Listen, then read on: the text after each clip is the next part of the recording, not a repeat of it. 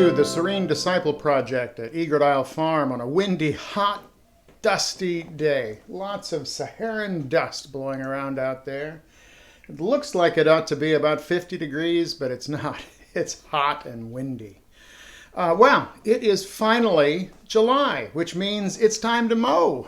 Well, why now? Why July? Well, for a couple of years, we have been moving away from grazing as our primary agricultural activity here on the farm to wildlife management. I've mentioned this a couple of times. One of the wildlife management plans we are working on is to increase the number of ground-dwelling birds and animals. Toward that end, we have set aside about 10 acres that we don't mow from the 1st of March to the 1st of July. Well, let's go out there. Let me show you what I mean.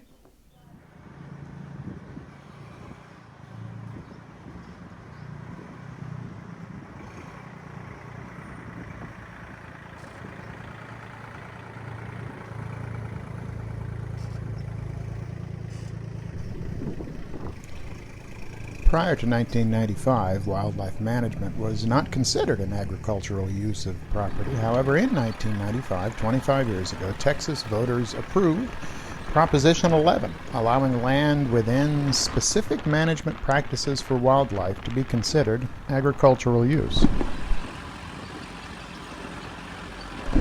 This is the area that we've set aside for this wildlife management plan, and it is about 10 acres, which is about 430,000 square feet. The point of what I want to show you today, this wildlife management area, is to allow ground-dwelling birds primarily time to nest and raise young before leaving the nest, at which point we can mow without danger of disturbing the birds. And so over time, we should see more and more of these ground-dwelling birds around here. Here's the whole point, a nest on the ground. Now, I've borrowed these images and videos, but everything that I'm going to show you I have seen here on the farm. This is a nest for bobwhite quail, and here are some of the birds themselves.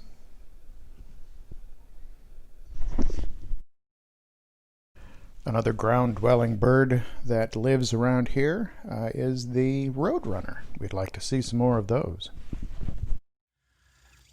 Several members of the nightjar family nest on the ground in this area, including this, which is a common nighthawk. And this is the killdeer, which is a lot of fun to watch. We have a lot of those around here, and we'll be seeing more. While not ground-dwelling or nesting, here are some of the other birds that make the farm home.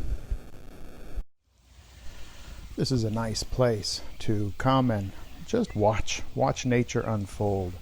But it won't stay nice if I never cut it. What keeps this nice is an alternation between high cover and low cover. And now that it's July, we can safely cut this area without fear or danger of hurting any of the wildlife. Giddy up!